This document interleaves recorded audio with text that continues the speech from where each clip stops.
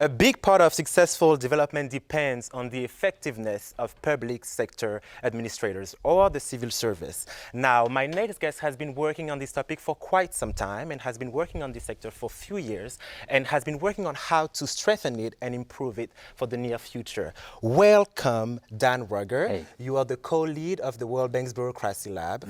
Now, civil service is not really thought of as the most exciting area of research. Now, I can say it because I studied it myself, but oftentimes that's the comment that I get. What made you interested in studying it in the first place? I was doing my master's and I got a call and they said, you're going to Nigeria, you're working for the presidency. And I was scared, I took a gulp, and I was also excited because I thought we could really make development happen. We're working for the head of the executive of a huge West African nation. And then we got there, we worked as ODI fellows on a whole range of different topics, taking good research ideas. And you realize that it's vital to have good ideas. But unless the bureaucracy is on board, unless that cadre of public administrators, the people who are turning good ideas into development realities, unless they're on board, you're not going to get development outcomes. You're not going to change good ideas into real life improvements in well-being.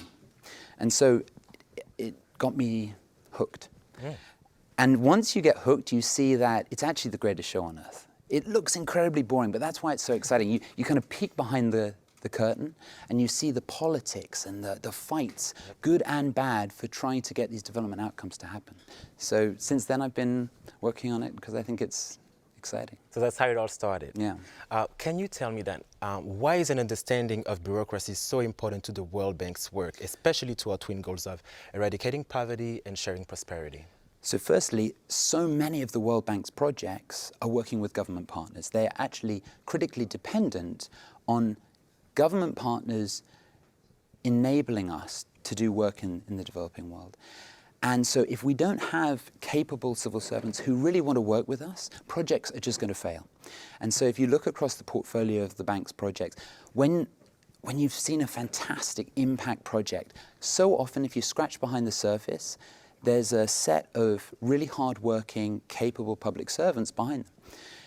But then beyond that, if government wants to implement its own policies, if we want to take the best ideas from around the world and put them up to scale, then you need a machinery, and that machinery is government. And the nuts and bolts of that government machine are the public officials making choices every day that determine whether the bank's policies or everyone else's are actually turning into good development outcomes.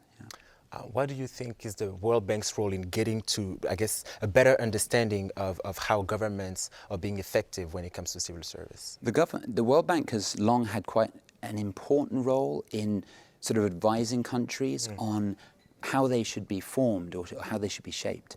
We're often seen as the people to come to. And for a long time, that was quite theory-based. Now, what I think is exciting about now and in the future is that we're changing from theory-based to empirical-based, sort of using numbers, measurement, to try and understand why the government isn't working as it should.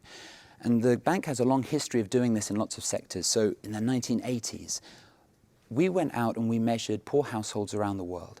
And so now if you go on to the Development Data Hub, every country in the world has surveys telling you what people across that country look like. And then we did it for the enterprise surveys in the 1990s. So we said, what does the private sector look like?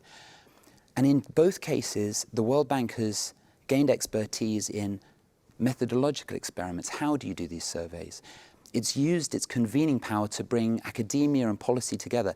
And it's also given us the chance to become experts in these big public goods, pooling together lots and lots of data from around the world, harmonizing it, aggregating it in a way that's interesting.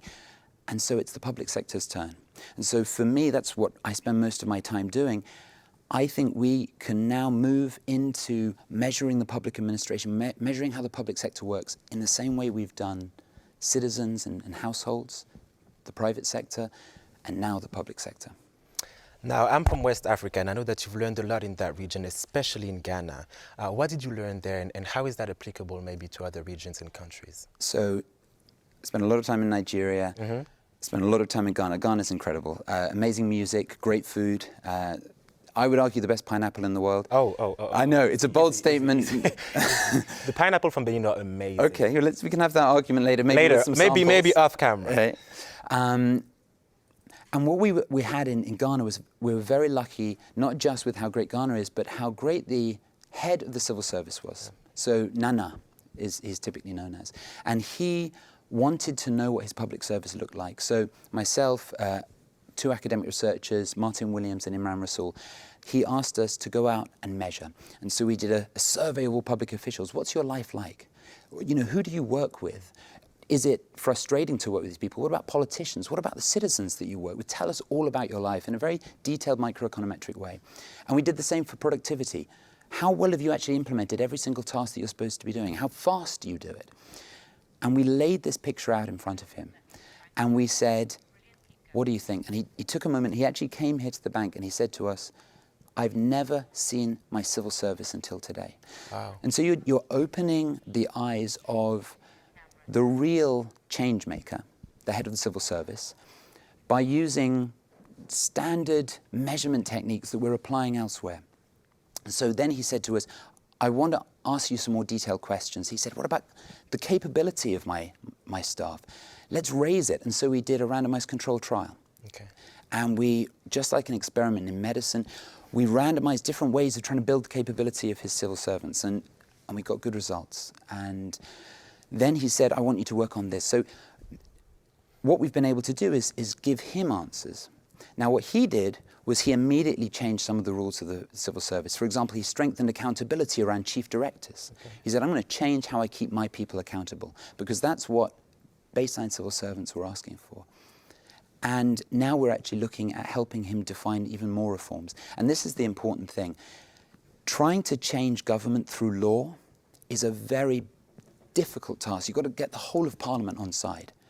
Whereas if you can get a good head of service who really cares about data, then the bank can provide that data and little changes can echo out through the whole civil service.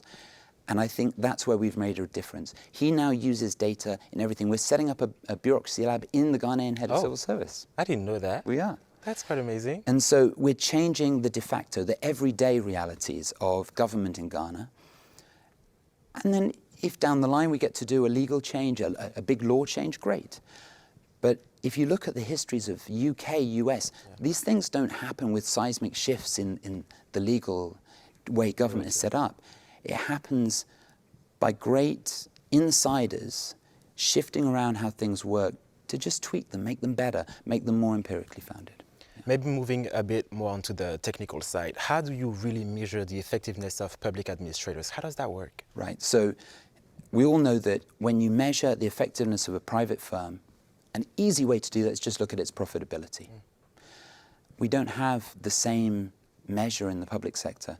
You wouldn't want to, because the cost of sending someone to school, or maybe the price of that individual benefiting from school, doesn't reflect all the externalities, all the great things about public goods, which the public sector provides so many of.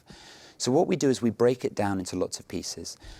We start by saying, well, what are the tasks that you're supposed to do? Did you complete them? And we have independent assessors, independent auditors come in from the civil service and just say, did you complete the tasks you promised the government?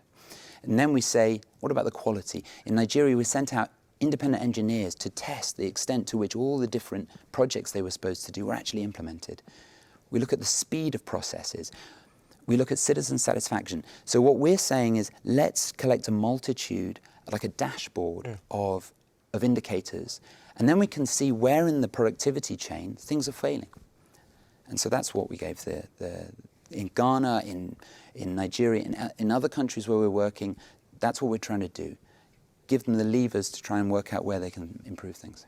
Thank you so much. And maybe one last quick question. Where do we go from here? What's next for the Bureaucracy Lab? My ambitions are that we build a data framework, just like we've done for poverty, or just like the bank's done in all the other sectors for the public sector. We give it back to public sector managers all over the world, like the US has given it back to their public sector managers. Let's do that for everyone else. And then we work with those people, both through randomized controlled trials. I'm at DIME, which is an initiative at the bank that does all these RCTs. and beyond, and we work with them to change government step by step, hand in hand. Thank you so much, Dan. I've learned a lot, so and much, I can say that your passion for the topic is very contagious. Yes. Thank you so much.